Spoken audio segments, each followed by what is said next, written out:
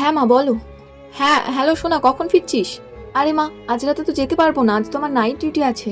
Night duty? না না, তোকে নাইট ডিউটি করতে হবে না, তুই বাড়ি ফিরাই। তোকে নাইট ডিউটি করতে হবে না রে মা, তুই বাড়ি আয়, তুই বাস বাড়ি আয়। আরে মা, তা বললে হয় নাকি? আচ্ছা বাবা কোথায়? কোথায় আবার? আন্দোলনে নেমেছে সবার সঙ্গে। আচ্ছা মা, আমরা আন্দোলন করছি কেন? আন্দোলন করছি সুবিচার পাওয়ার জন্য। সেটাই তো বলছি মা। কেন আমাদের সুবিচার পাওয়ার জন্য আন্দোলন করতে হবে বলবে? কেন আমাদের দেশের আইন এতটা উন্নত না যেখানে সুবিচার পাওয়ার জন্য কোনো আন্দোলন করতে হবে না? কেন এতটা উন্নত না যেখানে দোষীকে এতটা কঠোর থেকে কঠোরতম শাস্তি দেওয়া হবে, যাতে আরো 5টা ক্রিমিনাল এমন পাপ করার আগে অন্তত 10 বার ভাবে? কেন আমাদের দেশের আইন এতটা উন্নত না যেখানে মেয়েদেরকে লক্ষ্মীর ভান্ডারে 1000টা টাকা ধরিয়ে দেওয়া নয়, বরঞ্চ লক্ষ্মীদের সুরক্ষার ব্যবস্থা করা হবে?